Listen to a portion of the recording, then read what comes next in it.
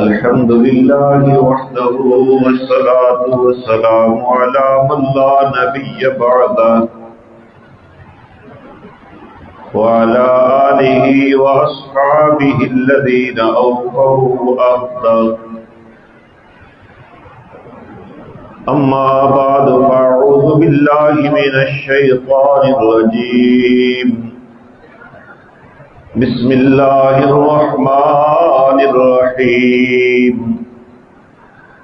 لقد كان لكم في رسول الله أسوة حسنة.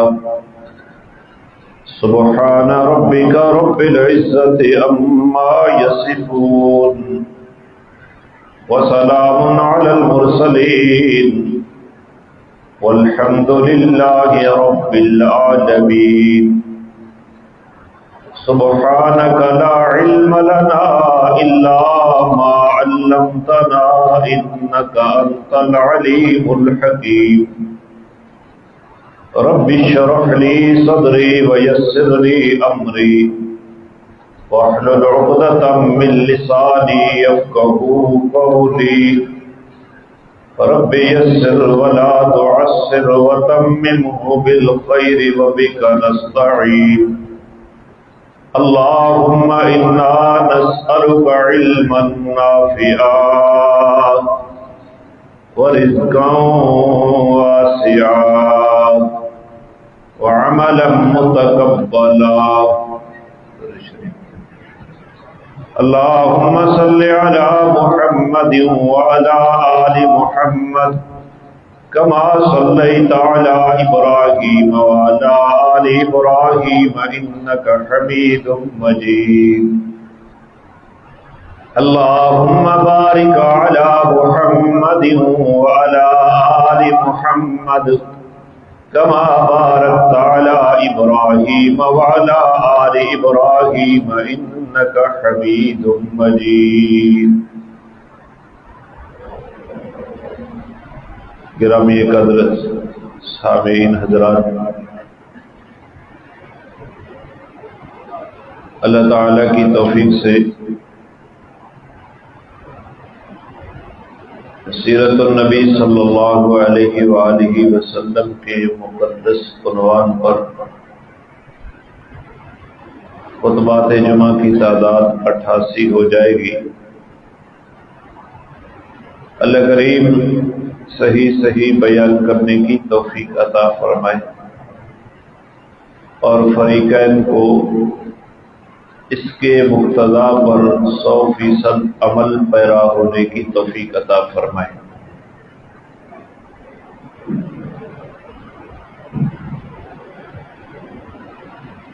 غزوہ بدر کے متعلقات کو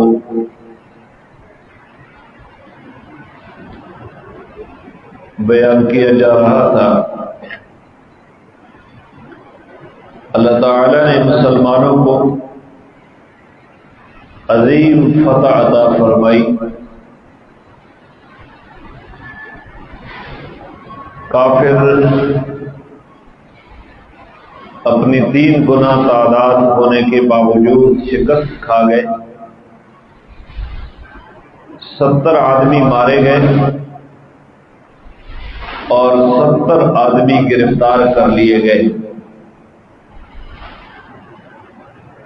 جناب رسول اللہ صلی اللہ علیہ وسلم 3 دن تک وہاں رہے. یہ ساری باتیں ہو چکی. اب جب دشمن بھاگ گیا تو صحابہ 3 جماعتوں میں تقسیم ہو گئے. ایک جماعت دشمن کے تعاقب میں نکلی، ان کے پیچھے جا رہی تھی، اور دوسری جماعت مال غنیمت اکٹھا کر رہی تھی. تیسری جماعت جناب رسول اللہ صلی اللہ علیہ وسلم کے عریش مبارک کی حفاظت کر رہی تھی. آپ کا جو چھپر تھا، وہ جو جنگی مرکز تھا، اس کی حفاظت کے اوپر لگ گئی کہ کہیں دشمن پلٹ کر پیچھے سے رسول اللہ کے اوپر حملہ نہ کر دیں۔ کتنی جماعتوں میں تقسیم ہو گئے؟ اب مال غنیمت کی تقسیم میں اختلاف ہوا، توجہ ہو تو بات کروں۔ جنہوں نے مال غنیمت اکٹھا کیا ان کا خیال یہ بنا کہ یہ مال غنیمت ہمارا حق ہے، مال غنیمت، اور جو دشمن کے تعاقب میں گئے انہوں نے کہا بھگایا تو ہم نے، مال غنیمت ہمارا حق بنتا ہے۔ اور تیسرا گروہ، ایک تو حضرت سعد بن معاذ کی سرکردگی میں حضور کے چھپر کا دفاع کر رہا تھا، اس کے علاوہ اور لوگ بھی جنگ کے اختتام پر آ گئے جو حضور کے اس چھپر کا دفاع کر رہے تھے۔ انہوں نے کہا کہ مرکز کے دفاع پر تو ہم کھڑے تھے، مال غنیمت ہمارا حق بنتا ہے۔ تو تینوں جماعتیں اپنا اپنا استحقاق جتانے لگی۔ یہ تاریخ ہے۔ اب اس تاریخ کو لے کر آپ کوئی نتیجہ نکال لیں کہ وہ لالچ کر رہے ہیں۔ بھئی صحابہ کرام بھی تو انسان تھے، کوئی حکم واضح نہیں تھا ابھی تک، پہلی لڑائی ہے۔ مال غنیمت کے بارے میں جاہلی طور طریقے تو تھے، لیکن اسلام نے ابھی تک کوئی اس کے بارے میں واضح احکامات نہیں دیے تھے۔ تو تینوں جماعتیں کہتی ہیں کہ ہمارا حق ہے۔ ان حالات میں قرآن کریم اترا، سورہ انفال اتری، اور سورہ انفال میں اللہ تعالی نے مسلمانوں کو فرمایا یسألونک عن الانفال، میرا پیغمبر آپ سے مال غنیمت کے متعلق سوال کرتے ہیں۔ قل الانفال للہ والرسول، آپ جواب دے دیں کہ مال غنیمت کا مالک اللہ ہے اور اللہ کا رسول ہے، اللہ ہے اور اللہ کا رسول ہے۔ فاتقوا اللہ، لہذا اللہ سے ڈرو، فاصلحوا ذات بینکم، اور اپنے باہمی تعلقات کی اصلاح کرو۔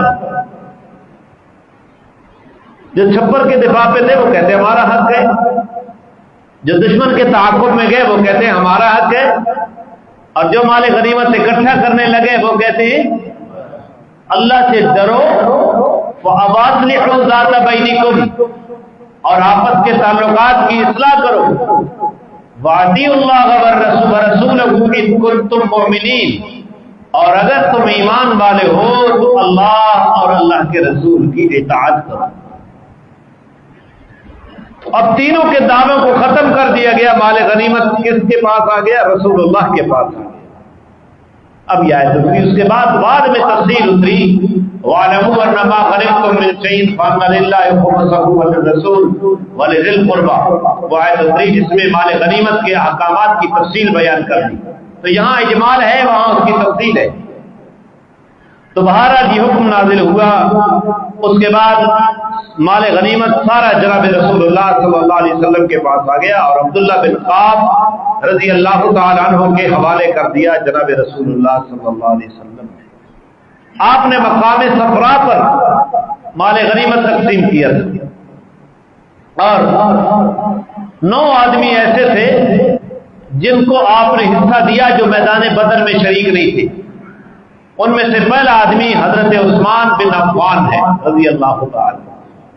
یہ بدر میں نہیں تھے، کیوں؟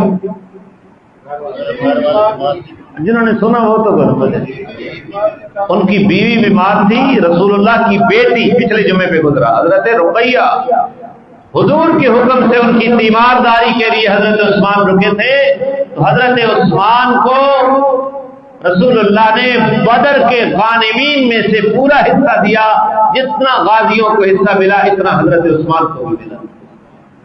اور مزے کی بات یہ ہے کہ تاریخ میں حضرت عثمان کے حصے کا کوئی اختلاف نہیں ہے، باقیوں کے حصے کا اختلاف ہو سکتا ہے۔ اور دوسرا، حضرت طلحہ بن عبید اللہ اور حضرت سعید ابن زید رضی اللہ تعالیٰ عنہما ان کو حصہ دیا. کیوں؟ یہ آپ کے نکلنے سے پہلے ابو سفیان کے قافلے کی جاسوسی کے لیے گئے تھے, ان کو بھی حصہ ملا. اور ابو لبابہ رضی اللہ تعالیٰ عنہ کو بھی حصہ دیا گیا. ان کو رسول اللہ صلی اللہ علیہ وسلم جب مدینہ سے نکلے تھے تو مدینہ میں اپنا قائم مقام اپنی جگہ کے اوپر کھڑے کر کے آئے تھے. ابو لبابہ کو اس وجہ سے حصہ دیا. اور پھر عاصم بن عدی کو ان کو مدینہ کے عالیہ حصے پر ان کو معمور کیا تھا. اور حضرت حارث بن عاصم کو حصہ دیا. ان کو کسی وجہ سے بنی عمر ابن عوف میں بھیجا تھا رسول اللہ نے. اور حارث ابن سما, خوات ابن جبیر, ان دونوں کو رستے میں چوٹ آ گئی اور اس چوٹ کی وجہ سے لشکر سے پیچھے رہ گئے تھے اور یہ واپس مدینے میں آ گئے تھے. آپ نے ان کو حصہ دیا جو میدان بدر میں شریک. بات سمجھ لی؟ تو یہ جناب رسول وہ اپنے حصے سے آپ نے زائد مال غنیمت کی تقسیم سے پہلے. اور دوسری چیز اپنے حصے سے جو آپ نے زائد لی وہ ایک اونٹ تھا جو ابو جہل کا اونٹ تھا. غالباً اس اونٹ کا نام ماضے سے زائد لینا پیغمبر کے لیے یہ پیغمبر کا اختیار ہے. اس کو صفی کہتے ہیں. یہ یورپی مستشرقین وہ بہت کچھ کہتے ہیں حضور علیہ السلام کے بارے میں, جس طرح آج کا یہ فیس بک کا پڑھا لکھا طبقہ جنہوں نے کبھی زندگی میں قرآن کی تفسیر نہیں پڑھی, کبھی حدیث نہیں پڑھی اور کبھی تاریخ اسلام کا مطالعہ انہوں نے نہیں کیا. نئے بعض کا پتہ ہے کہ بعض کے اصول کیا ہوتے ہیں, نئے تطبیق کے اصولوں کا کیا کہتا ہے کہ جب دلائل متضاد ہوتے ہیں تو ان دلائل کے درمیان تطبیق کیسے دی جاتی ہے. جو منہ میں آیا پکتے چلے گئے, چاہے اس کی زد میں اسلام آ جائے, اس کی زد میں مسجد آ جائے, اس کی زد میں پیغمبر آ جائے, لیکن زد میں جو چیز مرضی آئے نشانہ مولوی کو بناتا ہے. آپ ہر روز اس کا مشاہدہ کر رہے ہیں. تو بہت کچھ یورپی نے, تو یہ پیغمبر کا اختیار ہے کہ اپنے حصے سے وہ مال غنیمت سے زیادہ لے سکتا ہے. تم کون ہوتے ہو ہمیں پوچھنے والے ہماری شریعت کے بارے میں؟ اللہ تعالیٰ نے اپنے پیغمبر, اس کو صفی کہتے ہیں. تو یہ چیز جناب رسول اللہ صلی اللہ علیہ وسلم نے اپنے حصے سے مال غنیمت میں زیادہ لی تھی. اور شمشیر ذوالفقار کے بارے میں اختلاف ہے کہ وہ شمشیر ذوالفقار کس کی تھی. اور پھر آپ صلی اللہ علیہ وسلم رستے میں جب صفرا کے مقام پر پہنچے تو ایک جنگی قیدیوں میں ایک نام ہے نضر بن حارث. آپ صلی اللہ علیہ وسلم نے اس کی طرف دیکھا تو یہ اپنے ساتھ کھڑے ہوئے بندے کو کہتا ہے کہ محمد نے جس انداز میں میری طرف دیکھا ہے ان کی آنکھوں میں خون ٹپک رہا تھا, مجھے چھوڑیں گے نہیں, قتل کریں گے. بھاپ گیا. حضور نے حکم جاری کر دیا, ہاں نضر بن حارث کو قتل کرنا ہے. نضر بن حارث کو قتل کرنا. تو نضر بن حارث کے جب قتل کے آرڈر جاری ہوئی رستے میں تو اس نے حضرت مصعب بن عمیر رضی اللہ تعالیٰ عنہ کے پاس سفارش کی کہ مصعب تو میرا قریبی رشتہ دار ہے, تو میری سفارش کر دے, مجھے قتل سے بچا دے. تو حضرت مصعب بن عمیر نے جواب کیا, نہیں میں تیری سفارش نہیں کروں گا, تجھے یاد نہیں ہے تو اللہ کی کتاب کے بارے میں کیسی حرزہ سرائی کیا کرتا تھا, تیرا علاج ہی قتل ہے. یہ کہتا تھا نضر بن حارث کہ محمد کہتا ہے جو کتاب میرے اوپر نازل ہوئی یہ اللہ کی کتاب ہے, اس میں قوم عاد کے قصے ہیں, قوم ثمود کے قصے ہیں, قوم مدین کے قصے ہیں, میں اس سے بہتر قصے تمہیں سناتا ہوں, بادشاہوں کے قصے سناتا ہوں, اس جیسے قرآن تو میں بھی بنا لیتا ہوں. اس حضرت گستاخی قرآن کی وجہ سے اس بندے کو نہیں بخشا گیا, رستے میں اس بندے کو کیا کر دیا گیا, قتل. حضرت مقداد کے یہ قیدی تھے اور اصول یہ تھا کہ آپ نے فرمایا جس نے جس کو قید کیا وہ اس کا ہے. تو حضرت مقداد نے کہا یا رسول اللہ میرا یہ قیدی ہے. آپ نے فرمایا قیدی تو تیرا ہے لیکن یہ گستاخ اسلام ہے, اس کو قید میں نہیں رکھنا, اس کا سر تم سے جدا کرنا. بعد میں تاریخی روایات میں آتا ہے اس کی بیٹی نے یا اس کی بہن نے، نضر بن حارث کی بہن نے ایک مرثیہ لکھا تھا اپنے بھائی کے قتل کے اوپر، جس کا مفہوم یہ بنتا ہے کہ محمد اپنے قبیلے کا شریف ترین انسان ہے اور جوان مرد وہی ہوتا ہے جو اپنے قبیلے میں شرافت رکھتا ہو، اسی کو جوان کہتے ہیں۔ اگر محمد مقتول کے اوپر رحم کھا کر اسے چھوڑ دیتے تو آپ کا نقصان تو نہیں تھا۔ یہ اس نے مرثیہ لکھا کیونکہ شریف آدمی کبھی ایسے شخص کے اوپر بھی احسان کر دیا کرتا ہے جو اس کے نزدیک قابل گردن زد نہیں ہوتا ہے۔ تو آپ صلی اللہ علیہ وسلم نے قتل تو کروا دیا، اور جب یہ مرثیہ آپ کے پاس پہنچا درد بھرا اس عورت کا، اس کی بہن تھی یہ بیٹی، تو آپ اتنے روئے کہ آپ کی داڑھی تر ہو گئی اور آپ فرمانے لگے اگر یہ مرثیہ مجھے پہلے پتہ چل جاتا، میرے علم میں آ جاتا تو میں سے قتل نہ کرواتا۔ اب آپ نے یہ کیوں کہا؟ علماء نے اس کی وضاحت کی ہے۔ اس کے قتل کے اوپر نادم ہو کر آپ نے یہ نہیں فرمایا، بلکہ آپ فرما رہی ہیں کہ میں اس کی سفارش مان لیتا، میں اس کی بہن یہ بیٹی کی کیا کر لیتا کہ محمد ایک شریف آدمی ہے اور جوان وہی ہوتا ہے، جوان مرد جو اپنے قبیلے میں شرافت والا ہوتا ہے، اگر وہ اپنے دشمن کو بچا لیتے چھوڑ دیتے تو ان کا تو کوئی نقصان نہیں تھا، اور شریف آدمی ان لوگوں پر بھی کبھی کبھی احسان کر دیا کرتا ہے جو اس کے نزدیک واجب القتل ہوتے ہیں، تو اس کی سفارش مان لیتا۔ یہ مطلب ہے۔ اس فیس بک کی محققین کو یہ پتہ نہیں ہے کہ تصدیق کیا ہوتی ہے اور آپ کے مفہوم کا مطلب کیا ہے۔ میں دیکھ دیکھ کر پڑھتا ہوں ان کی باتیں پڑھ کر، یہ پتہ نہیں کہاں سے نکالتے، یہاں تک کہ قرآن کی تفسیر بھی اپنے اندر سے نکال دیتے۔ تو یہ مرثیہ آپ کو پہنچا تو آپ روئے، ندامت کی وجہ سے نہیں، یاد رکھنا، ندامت کی وجہ سے نہیں، بلکہ وہ سفارش کر رہی تھی۔ اگر یہ سفارش مجھے پہلے پہنچ جاتی تو میں اس کی سفارش مان لیتا اور اس کو ختم نہ کرتا۔ بعد میں یہی خاتون فتح مکہ کے دن مسلمان بھی ہوئی اور حضور کی صحابیہ بن گئی۔ پھر مقام ارکِ زبیہ کے اوپر ایک دوسرا قیدی عقبہ بن ابی معیط، اس کے قتل کا بھی حکم دیا جناب رسول اللہ نے کہ اس کو بھی قتل کرو۔ اس نے کہا صحابہ میں سے قریشی صحابہ کو مخاطب کر کے کہ تمہارے ہوتے ہوئے مجھے اس بے دردی سے قتل کر دیا جائے گا؟ تو آپ نے فرمایا ہاں تجھے قتل ہی کیا جائے گا، اور جناب رسول اللہ صلی اللہ علیہ وسلم کے آگے اس کی سفارش کسی آدمی نے نہیں کی اور اس کو قتل کر دیا گیا۔ اس کے قتل کی وجہ یہ تھی کہ یہ گستاخ پیغمبر تھا۔ ایک بندہ کافر ہوتا ہے اور ایک بندہ گستاخ ہوتا ہے، گستاخی والا کفر بڑا ہے۔ یہ حضور صلی اللہ علیہ وسلم کے پاس بیٹھتا تھا، عقبہ بن ابی معیط بیٹھتا تھا۔ اس نے ایک دن دعوت کی قریش کی، حضور کو بھی دعوت پہ بلایا، تو جب اٹھنا بیٹھنا تھا اس کے ساتھ تو حضور نے فرمایا میں تیرا کھانا نہیں کھاؤں گا دعوت کے اندر موجود ہوتے ہی جب تک کہ تو کلمہ شہادت نہیں پڑھے گا۔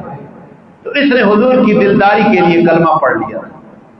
اس کا دوست تھا ابی بن خلف، اس نے اس کو برا بھلا کہا کہ تو بھی بے دین ہو گیا ہے، تو نے بھی باپ دادے کا دین چھوڑ دیا ہے محمد کے کہنے کے اوپر۔ تو عقبہ بن ابی معیط نے کہا کہ نہیں، میں نے صرف دل رکھنے کے لیے کلمہ پڑھا کہ محمد میرا مہمان تھا، اور اس نے یہ شرط لگا دی کہ جب تک تو کلمہ نہیں پڑھے گا میں کھانا نہیں کھاؤں گا۔ اب میرے گھر میں مہمان نے کافر کر دی تو میں نے اس کی بات مان لی، وگرنہ یہ میری بھی عزت تھی اگر وہ کھانا نہ کھاتے۔ تو ابی بن خلف نے کہا کہ میں تجھ سے اس وقت تک راضی نہیں ہوں گا جب تک کہ تو محمد کے چہرے کے اوپر تھوک کر نہیں آئے گا۔ اس ظالم نے پھر جناب رسول اللہ کے چہرے اقدس کے اوپر تھوکا، اور آپ نے فرمایا اس کو کہ میں ہی تجھے مکہ کے باہر قتل کروں گا۔ تو اس کو حکم دیا کہ اس کو قتل کر دو۔ تو رستے میں ان دو قیدیوں کو، ایک کو مقام صفرا پر اور دوسرے کو مقام ارکِ زبیہ کے اوپر قتل کر دیا گیا۔ مقام صفرا کا قتل نضر بن حارث کا تھا اور دوسرے مقام کا قتل جو ہے عقبہ بن ابی معیط کا تھا۔ اسی کے بارے میں جب اس نے اپنے جگری دوست کے کہنے کے اوپر اللہ کے رسول کی گستاخی کی تھی، سورہ فرقان میں اللہ تعالیٰ نے یہ آیات نازل کی، یقول یا بھائی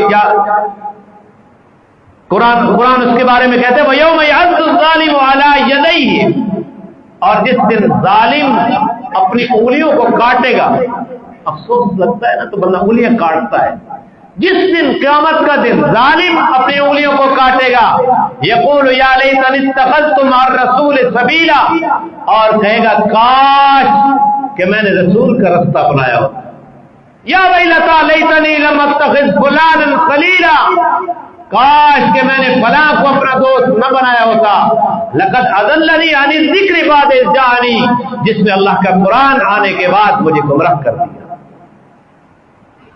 تو اس کا شان نزول تو عقبہ بن ابی معیط کی وجہ سے ہے، جس نے اپنے دوست کے کہنے کی بنیاد پر جناب رسول اللہ کی گستاخی کی تھی، لیکن قیامت تک اس آیت نے یہ اصول دیا ہے کہ ایک بندے کو اپنی دوستی کے معیار کے لیے بھی کچھ سوچنا اور سمجھنا چاہیے کہ میں دوست کس کو بنا رہا ہوں، جو میری آخرت کو تباہ کر رہا ہے یا میری آخرت کو بنا رہا ہے۔ اور حضور نے بھی فرمایا المرء علی دین خلیلہ، آدمی اپنے دوست کے مذہب پر ہوا کرتا ہے، دوستی ضرور اثر چھوڑتی ہے، فَلْيَنْظُرْ مَنْ يُخَالِلْ، لہذا ایک آدمی کو چاہیے کہ وہ اچھے طریقے سے دیکھ بھال لے کہ کس کو اپنا دوست بنا رہا ہے۔ اور قرآن کہتا ہے الْأَخِلَّاءُ يَوْمَئِذٍ بَعْضُهُمْ لِبَعْضٍ عَدُوٌّ، قیامت کا اللہ تعالی قیامت کا ایک رخ پیش کر رہے ہیں کہ قیامت کے دن دوست کے دشمن ہوں گے الا المتقین، سوائے تقوی والے دوستی، جو دوستی ہدایت کا سبب بنتی ہے، جو دوستی دینداری کا سبب بنتی ہے، جو دوستی جہنم سے بچنے کا سبب بنتی ہے، قیامت کے دن وہ دوستی جو انسان کو کام آئے گی، لیکن جس دوستی نے انسان کو گمراہ کر دیا تھا وہ دوست قیامت کے دن ایک دوسرے کے دشمن ہو جائیں گے۔ یہ کہے گا کہ تیری وجہ سے میں جہنم میں جا رہا ہوں، وہ کہے گا میں نے تجھے مجبور کیا ہے۔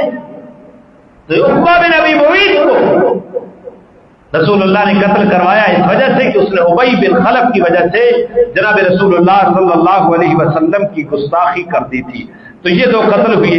اس کے بعد جناب رسول اللہ صلی اللہ علیہ وسلم مدینہ میں تشریف لائے اور مقام روحا پر میں نے عرض کیا آپ کے سامنے کہ صحابہ کرام کو جب اطلاع پہنچی تو انہوں نے جناب رسول اللہ صلی اللہ علیہ وسلم کا استقبال کیا، اور اس استقبال میں صحابہ نے ان کو مبارکباد دی۔ تو حضرت سلمہ ابن سلامہ نے ایک خوبصورت قول پیش کیا تھا، وہ بھی میں ذکر کیا۔ یہاں اس مقام پر حضرت اسید ابن حضیر، غالباً حضرت اسید ابن حضیر رضی اللہ تعالیٰ عنہ ہیں، وہ جناب رسول اللہ صلی اللہ علیہ وسلم کو کہتے ہیں، ہاں اسید ابن حضیر ہے، کہ یا رسول اللہ آپ تو ایک قافلے کے تعاقب میں نکلے تھے، اگر ہمیں پتہ ہوتا کہ آپ دشمن کے مقابلے کے لیے نکل رہے ہیں تو خدا کی قسم میں کبھی بھی آپ سے پیچھے نہ رہتا، میں آپ کے ساتھ ہو کر دشمن سے لڑتا۔ تو اللہ کے نبی نے فرمایا ہاں اسید تو سچ کہہ رہا ہے۔ تمام کے بات آپ ایک قافلے کے تعاقب میں نکلے تھے ابو سفیان کے قافلے، اور اللہ کی حکمت میں جنگ بدر میں کفار کے سورماؤں کے ساتھ لڑائی ہوگی۔ اب یورپی مستشرقین مورخین وہ لکھتے ہیں کہ محمد نے ایک پرامن قافلے کے اوپر حملہ کیا، اور یہ جو ہمارا پڑھا لکھا طبقہ ہے جس کو دین سے مس نہیں ہے، جس کو کتاب سے مس نہیں ہے، جس کو علماء سے مس نہیں ہے، جس کو قرآن و حدیث سے مس نہیں ہے، وہ متاثر ہو جاتا ہے۔ یہاں تک کہ ہمارے کئی سیرت نگار ان کے اس اعتراض سے متاثر ہو کر اس واقعے کے اندر تعویلیں کرتے ہیں۔ تعویل کرنے کی کیا ضرورت تھی؟ ابو سفیان کا قافلہ پرامن نہیں تھا، ہم دلائل دیتے ہیں پرامن کیسے تھا؟ جنہوں نے رسول اللہ کے قتل کے منصوبے بنائے مکہ کے اندر، جنہوں نے حضور کو گھر سے باہر نکالا، جلاوطن کیا، جنہوں نے حضور کے پیروکاروں کو مکہ کی دھرتی کے اوپر نہیں رہنے دیا، 2 مرتبہ صحابہ کو مکہ چھوڑ کر حبشہ جانے پڑا، جنہوں نے حضور کے صحابہ کو مکہ کے اندر شہید کیا، جنہوں نے حضور کی بیٹیوں کو طلاق دلوائی، جن کے فقط نکاح ہوئے تھے، رقیہ اور ام کلثوم کے، ابھی رخصتی نہیں ہوئی تھی، جنہوں نے حضرت فاطمہ کے چہرے اقدس کے اوپر تھپڑ مروائے۔ ابو جہل نے تھپڑ مارا تھا جب رسول اللہ صلی اللہ علیہ وسلم سجدے میں تھے، اور اسی عقبہ بن ابو معیط نے اونٹ کی گندی اوجری اٹھا کر اور اوپر ڈالتی تھی رسول اللہ کے اوپر۔ حضرت فاطمہ تو زہرا چھوٹی بچی تھی، ان کو کسی نے بتایا، وہ آئی اوجری اٹھانے کے لیے، ابو جہل نے تھپڑ مار دیا۔ اور پھر آخری ہجرت کی آخری رات پورے قریش مکہ نے 100 آدمیوں کو مسلح کر کے حضور کے گھر کو گھیرا کر لیا کہ آپ کو قتل کر دیں۔ پھر تحاکم میں غار ثور تک پہنچے، پھر مدینہ میں بھی نہیں بیٹھنے دیا۔ حضرت سعد بن معاذ عمرہ کے لیے گئے تو ابو جہل نے کہا کہ تم امیہ بن خلف کے مہمان تھے، کہ تم یہ کون ہے بندہ؟ یہ مدینہ کا ہے۔ یہ اگر تو ہمارے سردار کا مہمان نہ ہوتا تو ہم تجھے قتل کر دیتے، تو نے بے دینوں کو پناہ دی ہوئی ہے۔ تو حضرت سعد بن معاذ نے کہا اگر تو یہ دھمکیاں دیتا ہے قتل کی، تو مدینہ کے قریب سے تمہاری تجارتی شاہراہ گزرتی ہے، میں تمہاری تجارتی شاہراہ کو کاٹ دوں گا۔ حضرت سعد بن معاذ یہ دھمکی تو مکہ میں دے کر آئے تھے، جنہوں نے مدینہ میں نہیں بیٹھنے دیا، جنہوں نے مکہ میں نہیں بیٹھنے دیا۔ وہ پرامن قافلہ کیسا تھا جس قافلے کے اندر قریش کا تمام قریش مکہ کا مال لگا ہوا تھا، اگر وہ مال مکہ میں پرامن طریقے سے پہنچ دیتا تو وہ جنگی مجرم بنتے۔ وہ تو حالت جنگ تھی، پرامن کیسے تھا؟ اور حالت جنگ میں تجارتی قافلوں کے اوپر حملہ ہوتا ہے، اس سے تعویل کی کیا ضرورت ہے؟ یا تو یہ ثابت کرے یورپ کے یہ مورخین کہ مکہ والے حضور کے ساتھ نہیں چھیڑتے تھے، تب حضور نے کیا ہے، پھر تو تمہاری بات ٹھیک ہے، لیکن انہوں نے تو جینا حرام کر دیا تھا۔ اگر اس کے مد مقابل حضور نے کیا ہے تو تمہارا اعتراض اسلام کے اوپر اور پیغمبر اسلام کے اوپر محض تعصب کی بنیاد پر ہے، جس کی حقیقت کوئی نہیں ہے۔ سمجھیے آپ نے بات؟ تو اللہ تعالیٰ ہمیں دین کو سمجھنے کی توفیق عطا فرمائے۔ تو کئی لوگ بیٹھ گئے، ان کے تعویل کرنی پڑی۔ تو یہ ساری باتیں، تو اس کے بعد آپ صلی اللہ علیہ وسلم مدینہ میں تشریف لے آئے۔ آپ مدینہ میں آ گئے، مال غنیمت بھی مدینہ میں پہنچ گیا، اور پھر آپ نے مال غنیمت کی تقسیم بھی کر دی۔ قیدی مجاہدین قیدی جن کے پاس مدینہ کے اندر تھے، کچھ دن آپ نے مدینہ کے اندر ان قیدیوں کو رکھا، اور آپ نے صحابہ کو حکم دیا کہ اپنے قیدیوں کے ساتھ حسن سلوک کرنا ہے۔ کیا کرنا ہے؟ قیدی کون ہے؟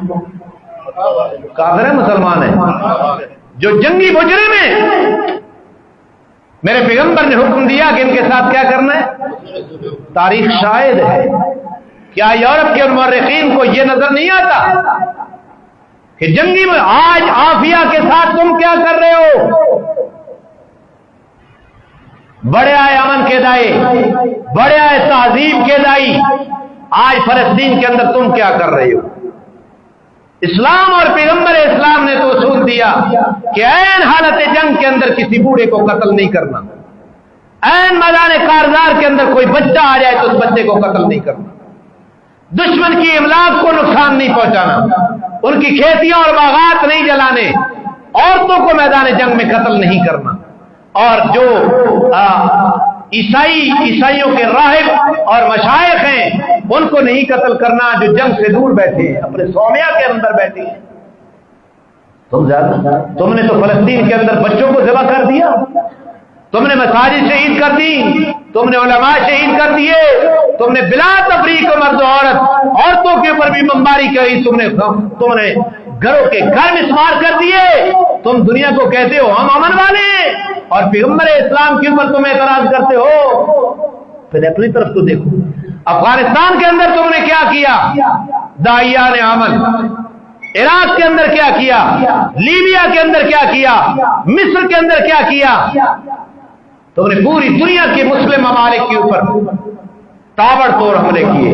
تم نے نہیں دیکھا اس کی زد میں کوئی بچہ آ رہا ہے، اس کی زد میں کوئی عام شہری آ رہا ہے، یا جو لنگی لوگ ہیں وہ آ رہے ہیں، یا شہری آبادیاں آ رہی ہیں۔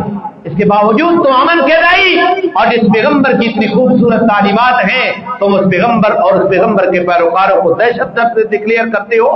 ذرا موازنہ تو کرو انصاف کی دنیا میں آ کر, تمہیں اپنے چہرہ نظر آ جائے گا کہ کتنا بدرما ہے. لیکن آج ہمارا نوجوان المیہ یہ ہے جس نے دین کو نہیں پڑھا وہ بھی مثال یورپ کے امن کی دیتا ہے. رسول اللہ کا امن نظر نہیں آتا, اصلی نظر نہیں آتا. اس نے حضور کی سیرت کو نہیں پڑھا, اس نے صرف کلمہ پڑھ لیا ہے, بس جلدی پچھتی مسلمان ہے, اس نے حضور کی سیرت کو نہیں پڑھا. میرا نبی بدر کے قیدیوں کے بارے میں کہہ رہا ہے کہ اپنے قیدیوں کے ساتھ حسن سلوک کر لو. پوری دنیا کے عیسائیوں, پوری دنیا کے یہودیوں اور پوری دنیا کی تہذیب کے دعوے داروں کو ہم چیلنج کرتے ہیں کہ تم ایسی مثال تو لاؤ جو جناب محمد رسول اللہ نے اپنے دشمنوں کے ساتھ معاملہ کیا.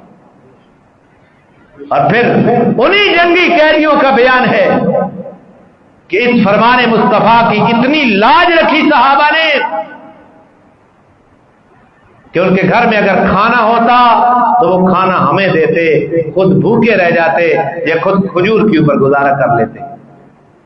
کھجور عام تھی چونکہ مدینہ کے اندر, بلکہ ایک گواہی بھی میں آپ کو پڑھ کے سنا دیتا ہوں. حضرت مصعب بن عمیر جن کا تذکرہ بھی ہے, یہ رسول اللہ کے ہم شکل بھی تھے اور آپ کے بہت پیارے صحابی تھے. ان کا بھائی ابو عزیز بن عمیر, میں اس کے بارے میں بتا چکا ہوں کہ جب جنگ بدر میں قیدیوں کو قید کیا جا رہا تھا کافروں کو, تو ایک انصاری صحابی نے اس کو رسیوں میں پکڑا تو حضرت مصعب بن عمیر ساتھ سے گزرے اور مصعب بن عمیر اپنے بھائی کے بارے میں اس انصاری کو کہتے ہیں اس کو ذرا مضبوطی سے جکڑنا, اس کی ماں بڑی امیر ہے, فدیے میں تجھے بڑا مال ملے گا. تو ابو عزیز نے کہا تھا مصعب تو اپنے بھائی کے بارے میں یہ کہہ رہا تھا, تو مصعب بن عمیر نے کہا آج تو میرا بھائی نہیں ہے, آج میرا بھائی یہ ہے جو تجھے قید کر رہا ہے. تو یہ ابو عزیز کہتا ہے, قسم اٹھا کے کہتا ہے کہ جس انصاری کا میں قیدی تھا اس کے گھر میں تھا, وہ خود کچھ بھی نہیں کھاتے تھے, اگر کھجور ہوتی تو خود کھا لیتے تھے اور ہمیں بہترین کھانا کھلاتے. مجھے شرم آتی, میں شرماتا کہ مجھے بہترین کھانا دے رہے اور خود روکے سوکھے کے اوپر گزارا کر رہے ہو. لیکن وہ نہ مانتے اور کہتے کہ ہمیں اللہ کے پیغمبر نے تمہارے ساتھ حسن سلوک کا حکم دیا ہے. تو یہ تاریخ کے اندر موجود ہے, لیکن یہ تاریخ نظر نہیں آتی ان لوگوں کو. اب یہ بدر کے قیدی, ان کے بارے میں مشورہ ہو رہا ہے کیا کرنا ہے جنگی قیدیوں کے بارے میں. صحابہ کو اکٹھا کیا گیا, سمجھو یہ ایک اور موڑ آ گیا, ایک اور موڑ آ گیا الجھاؤ کا. ابھی ہم تم ریلوی بندی سے فارغ نہیں ہو رہے. دشمن ایک سیکولر طبقہ, ایک لبرل طبقہ کھڑا کر کے دین کی بنیاد اکھیڑنا چاہتا ہے. ہم لڑ رہے ہیں, نور تھے, بشر تھے, جنازے کے بعد دعا ہے نہیں, کل ہے نہیں, نکلو اس سے باہر. ما هو الاسلام, اسلام کیا ہے, پیغمبر کی تعلیمات کیا ہیں, اس آفاقی مذہب کی تبلیغ کرو جس مذہب کے ہم دعوے دار ہیں. مسالک کی جنگ سے باہر آنا چاہیے. تو یہاں جنگی قیدیوں کے بارے میں مشورہ ہو رہا ہے. حضور نے صحابہ کو اکٹھا کیا, کیا کرنا چاہیے, توجہ ہے آپ کی سب کی, یا ستے پہ ہو, ستا پہ آتا وضو کر کے نہیں, جاگ رہے ہو, کیا کرنا چاہیے. حضرت عبداللہ بن رواحہ کھڑے ہوئے, یا رسول اللہ ان کو آگ میں جلا دینا چاہیے. کیا کرنا چاہیے, آگ میں جلا دینا چاہیے. نبی پاک نے نہیں پسند کیا. آپ نے فرمایا اللہ نے ان کے اوپر تمہیں اختیار دیا ہے, کیا کرنا چاہیے. حضرت سعد ابن معاذ کے بارے میں پہلے کہہ رہا ہوں, پہلے بتا چکا ہوں کچھ جمعے پہلے کہ جب حضور کے چھپر کا پہرا دے رہے تھے سعد ابن معاذ, اس وقت جب صحابہ گرفتار کر رہے تھے قریش مکہ کو, تو سعد ابن معاذ کے چہرے کا رنگ پھیکا پڑ رہا تھا غصے کی وجہ سے. تو حضور نے پوچھا سعد ابن معاذ تجھے ناگواری محسوس ہو رہی ہے ان کی گرفتاری سے؟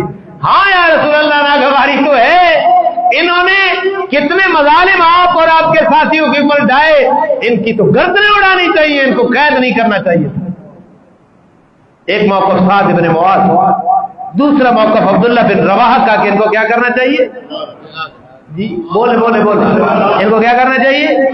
یہ سوکھا کام نہیں ہے جب میں کون سنانا پیا. میں سویرے فجر تو بعد پورا مطالعہ کیتا، مطالعے میں سیٹ کیتا تو وقت بھیڑے چراون گیا تو اپنے سمے لگے اس میں. پھر موبائل میں پورے عکس لیے اور پھر وہیں 3 گھنٹے میں اس کو سیٹ کرتا رہا، اعتراضات کے جواب ڈھونڈتا رہا. سارا مطالعہ میں ساتھ لے گیا موبائل میں. اب کتابیں تو اٹھا نہیں سکتے تھے تو کل مصروفیت زیادہ تھی، مطالعہ نہیں ہو سکا. جب تھوڑے تو پیچھے آ سے لگتا جی ٹائم اتنے تھی گیا، تھی بڑے ٹائم پہ آئے ہو. توجہ ہے. ایک عبداللہ بن رواحہ کا موقف جلا دیا جائے، سعد بن معاذ کا موقف گردنیں اڑا دی جائے. جب قید کر رہے تھے ابھی میدان بدر میں، یہاں مشورہ ہو رہا ہے، حضور کہہ رہے ہیں کہ اللہ نے ان کے اوپر تمہیں اختیار دیا، کیا کرنا چاہیے؟ عمر کھڑے ہو گئے، یا رسول اللہ گردنیں اڑانی چاہیے. کیا کرنا چاہیے؟ گردنیں اڑانا چاہیے. حضور نے فرمایا نہیں. اللہ نے تو پھر فرمایا اللہ نے تمہیں اختیار دیا ہے، کل یہ تمہارے بھائی تھے، کیا کرنا چاہیے؟ حضرت عمر کہتے ہیں یا رسول اللہ انہوں نے آپ کو گھر سے نکالا، مسلمانوں کے اوپر مکہ کی زمین تنگ کر دی، ہم مدینہ میں آ گئے، یہاں بھی انہوں نے ہمیں چین سے نہیں بیٹھنا دیا. خدا کی قسم میرا رشتہ دار میرے حوالے کرو، علی کا بھائی علی کے حوالے کرو، حمزہ کا بھائی عباس حمزہ کے حوالے کرو. ہر رشتہ دار اپنے رشتہ دار کی گردن اڑاتا چلا جائے. آج کوئی رشتہ داری نہیں ہے، آج رشتہ داری اسلام کی بنیاد پر ہے. حضور نے فرمایا نہیں عمر. پھر میرے نبی نے فرمایا عمر تو ٹھیک کہتا ہے نا، یہ کہتے ہیں نہیں پرامن قافلے کے اوپر حملہ. عمر کے یہ جملے سنو، پرامن کہتے تھا، وہ تو حالت جنگ تھی. حضور نے فرمایا نہیں، اللہ نے تمہیں اختیار دیا ہے، کل یہ تمہارے بھائی تھے. اس وقت سیدنا صدیق اکبر رضی اللہ تعالی عنہ اٹھے اور انہوں نے عرض کی یا رسول اللہ ان سے فدیہ لے کر ان کو آزاد کر دینا چاہیے. فدیہ لے کر، یہ بڑا اہم موڑ ہے جو میں آپ کو بتا رہا ہوں. یہاں بھی بہت کچھ کہا جاتا ہے اسلام کے اوپر. فدیہ لے کر کیا کر دینا چاہیے؟ ابو بکر کہتے ہیں فدیہ اس لیے اور آزادی اس لیے، فدیہ لے لیں گے ان سے تاکہ ہماری آئندہ کے لیے جنگی قوت بڑھ جائے، ہم اس سے اسلحہ خریدیں گے آئندہ کی جنگوں کے لیے، جہاد کے لیے. اور ان کو آزاد فدیہ لے کر اس لیے کر دیں، اللہ نے ہمیں اسلام کی توفیق دی ہے، ہو سکتا ہے اللہ ان کو بھی اسلام کی کیا دے دے. یہ کس کا مشورہ تھا؟ بولتے نہیں ہیں. حضور نے فرمایا بس جو ابو بکر کہہ رہا ہے میری رائے بھی، باقی سب نے بھی کہا کہ ٹھیک ہے. باقی نے بھی کیا ہے؟ فدیہ لے کر آزاد کر دیا گیا. اب فدیے کی مقدار کتنی تھی اور فدیہ کن کن سے لیا گیا؟ حضور کے داماد ابو العاص بھی قیدیوں میں تھے، وہ انشاءاللہ میں وہاں بیان کروں گا، اور 4 بیٹیوں کا فلسفہ بھی وہاں بتاؤں گا. حضور کے چچا عباس بھی قیدیوں میں تھے، یہ اگلے جمعے پہ جائے گی بات، آج نہیں ہو سکتی. چلو فیصلہ ہو گیا، کیا کرنا چاہیے؟ فدیہ لے کر کیا کرنا چاہیے؟ آزاد کر دینا چاہیے. تو جب حضرت عمر کہہ رہے تھے کہ میرا رشتہ دار اور علی کا رشتہ دار، بلکہ نام لیا، علی کا بھائی عقیل موجود ہے، علی کے حوالے کرو، علی اس کی گردن اڑائے. میرا ماموں موجود ہے، میں اس کی گردن اڑاتا ہوں. حمزہ کا بھائی عباس موجود ہے، وہ اس کی گردن اڑائے. تو حضور نے فرمایا عمر تیری مثال حضرت موسیٰ اور حضرت نوح کی شان کی طرح ہے، جنہوں نے اپنی قوم کے بارے میں کہا تھا.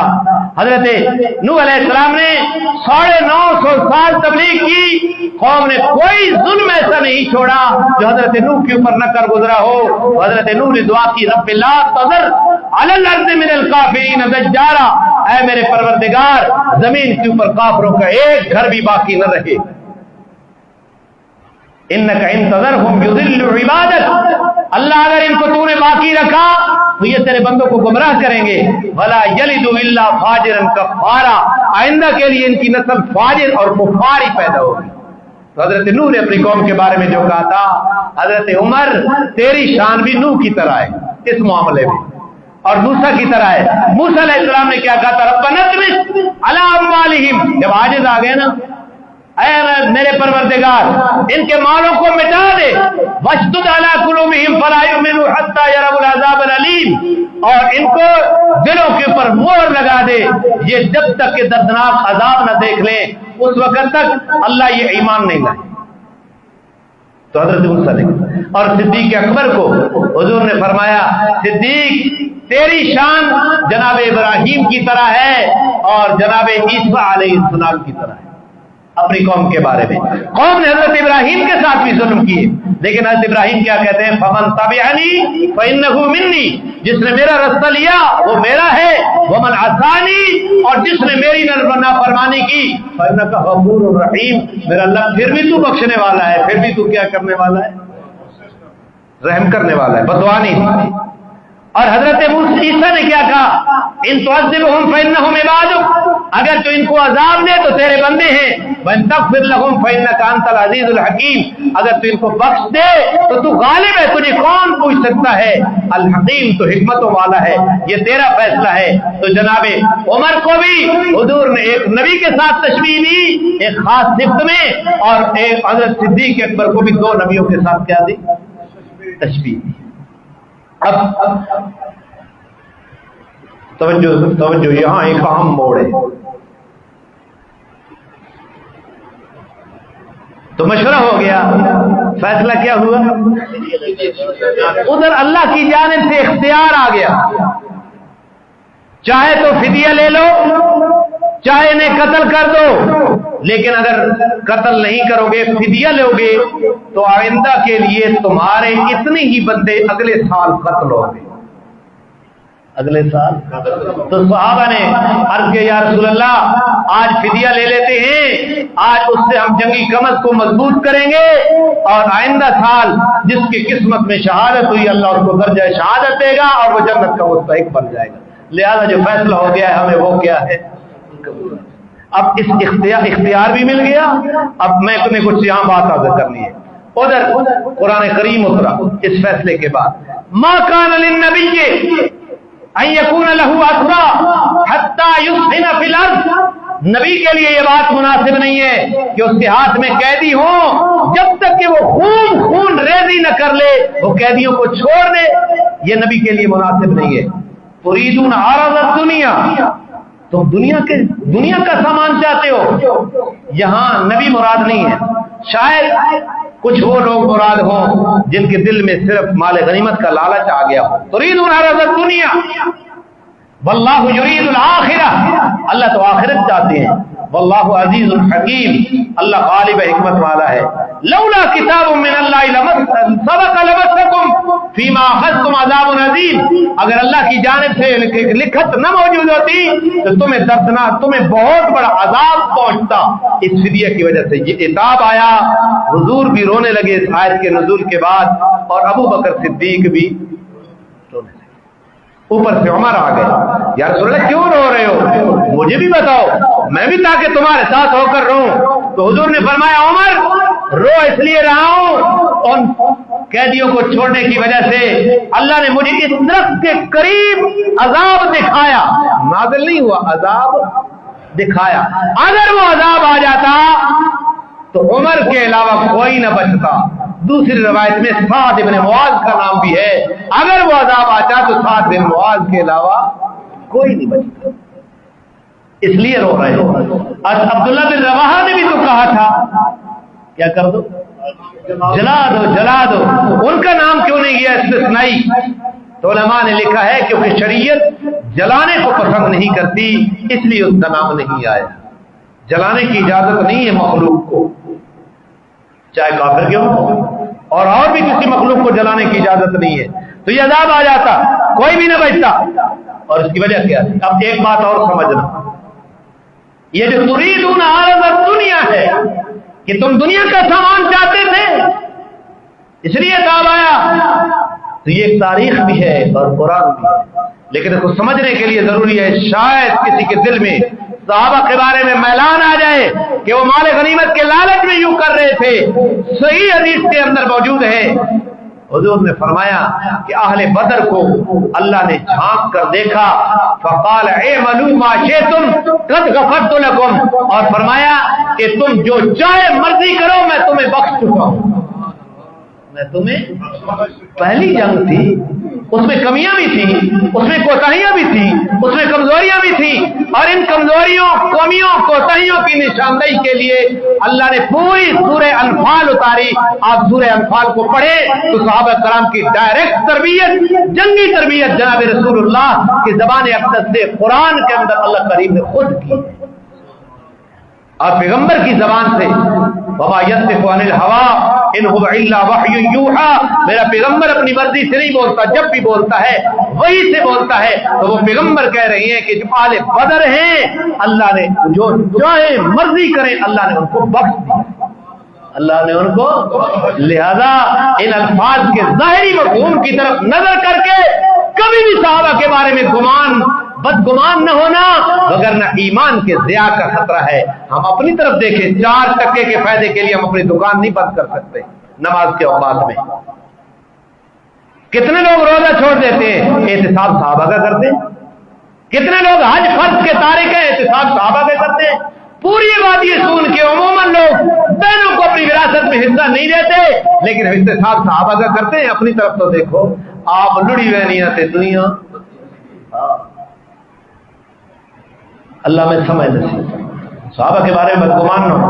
بھائی کیوں قیدیوں کے بارے میں خون کیوں بہانا؟ کیونکہ یہ پہلی جنگ تھی۔ وہ انگریزی کا ایک مقولہ ہے، شاید مجھے پورا یاد نہ ہو، فرسٹ امپریشن از،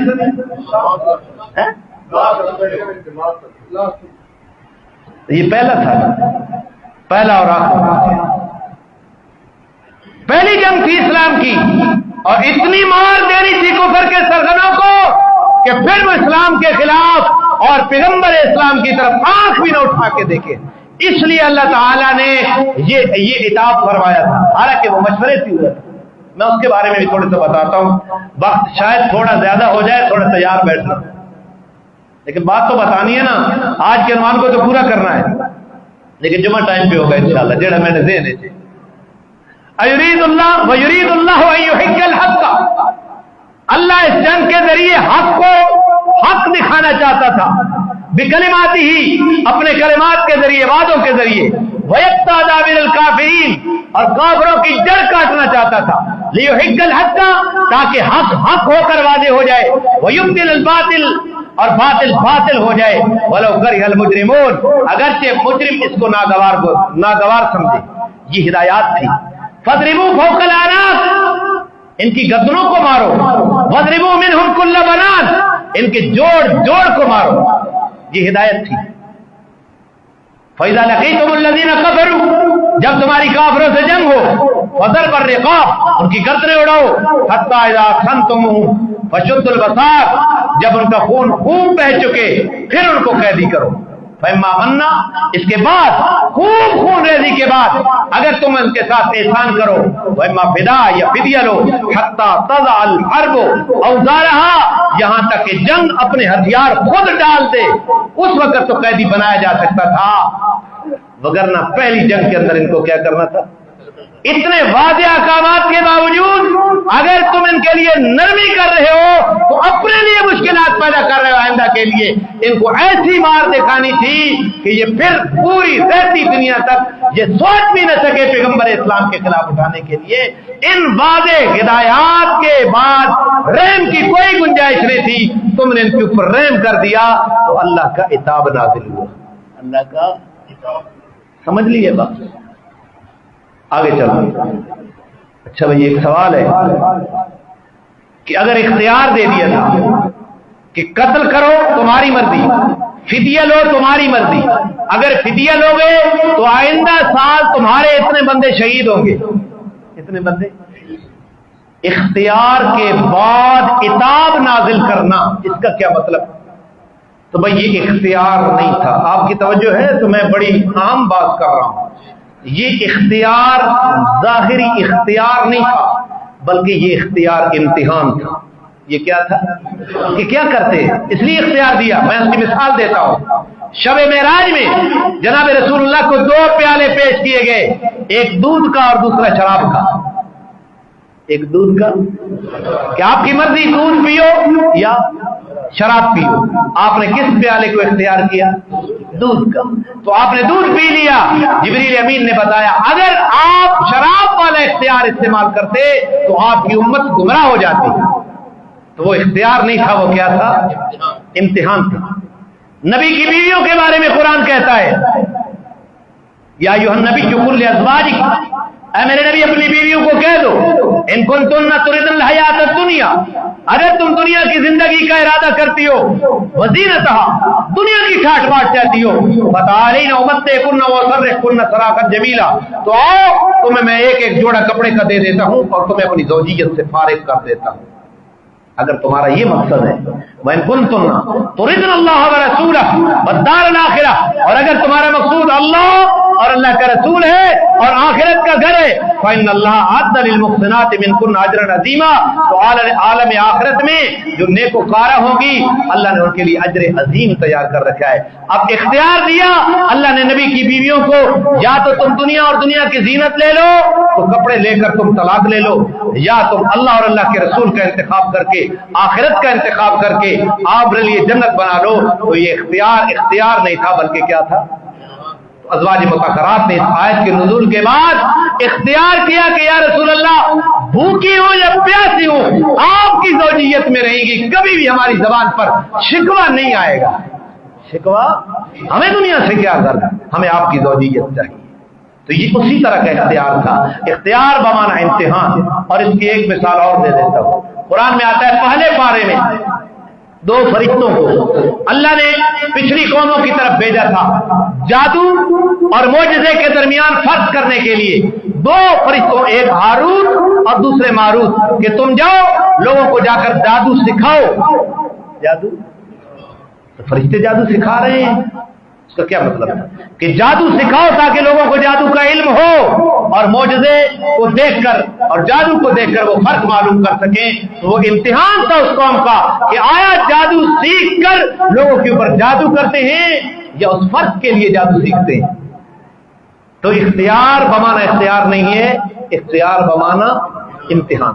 اس لیے قیدیوں کے بارے میں عتاب ہوگا، وگرنہ وہ مشورے کے ساتھ تھا، اور جو کام مشورے پہ ہوتا ہے اگرچہ مشورہ کسی غیر درست سمت کے اوپر بھی ٹھہر جائے تو اللہ اسی مشورے کے اوپر برکت ڈال دیتا ہے۔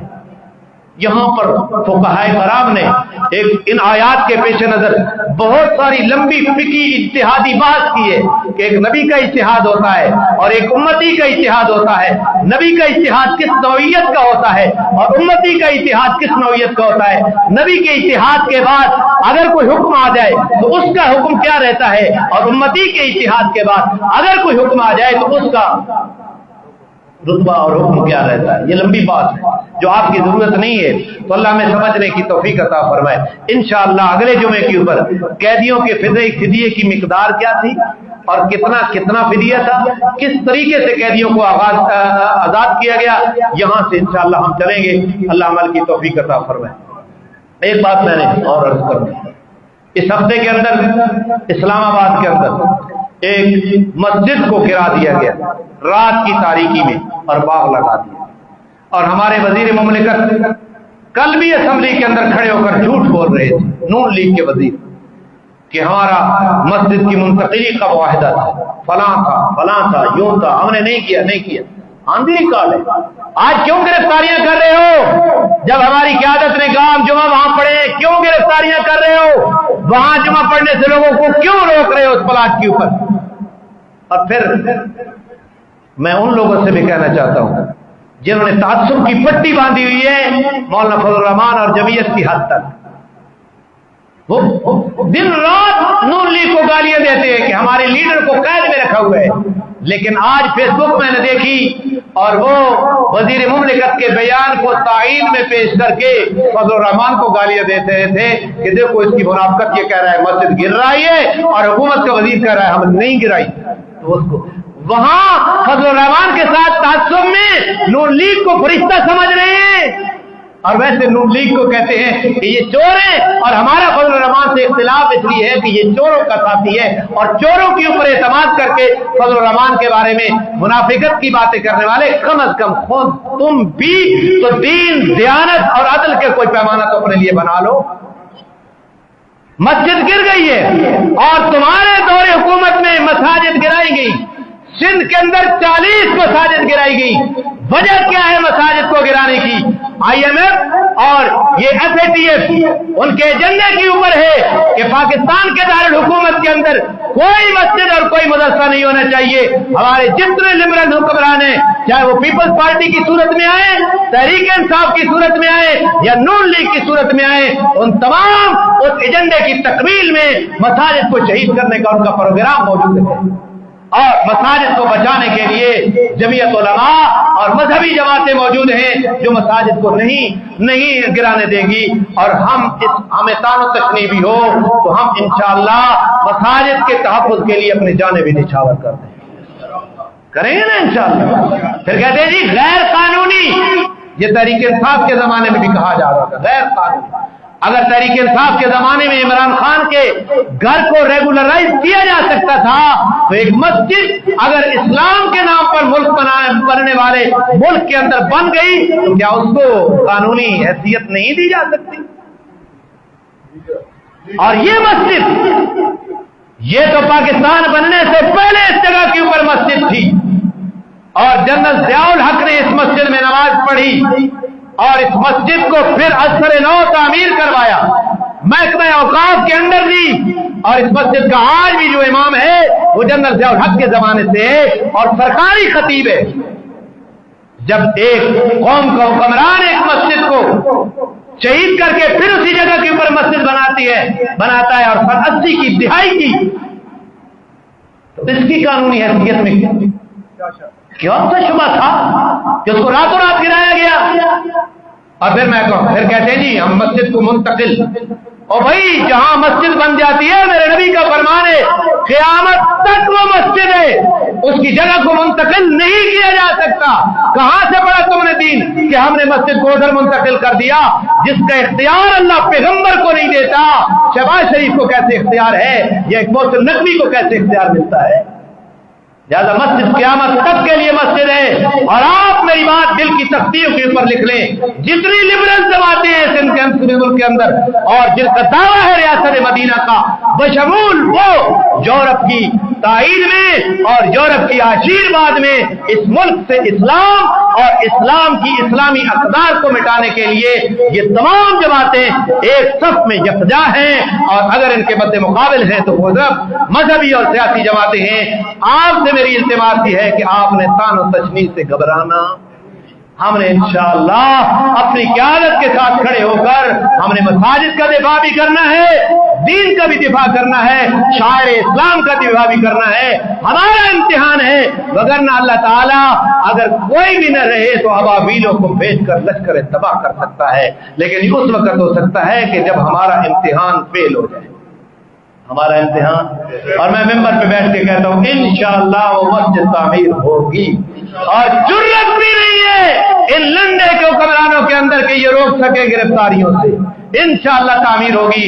آج جمعے کے بعد سوشل میڈیا دیکھ لینا کہ ہماری قیادت نے وہاں جمعہ پڑھا کر کیا فیصلہ کیا ہے۔ تو اللہ تعالیٰ ہمیں دین کے لیے، شاعر اسلام کے لیے، اسلام کے لیے، پیغمبر اسلام کے لیے اپنا جان، اپنا مال، اپنا وقت سب کچھ قربان کرنے کی توفیق عطا فرمائے۔ آخر میں پھر کہتا ہوں کہ آپ کہتے ہیں آخری 5 منٹ مولوی صاحب سیاسی ہیں، جناب سیاست ہمارے ایمان کا حصہ ہے، ہمارے نظریے کا حصہ ہے، لہذا آپ کو جی بچی نہیں ہونا چاہیے۔ جس کاز کے لیے ہم نے میدان سیاست کو چنا ہے، لاکھ کوئی جی بچی ہو جائے، خدا کی قسم ہمارے سامنے جوں تک نہیں ریگتی۔ کسی کے اعتراض سے، کسی کی جی بچی سے بہت تیر مارے گا تو سلام کرنا چھوڑ دے گا نا۔ ہم اللہ کے دین کے مقابلے میں کسی کے سلام کی محتاجیوں سے بہت دور ہیں۔ اللہ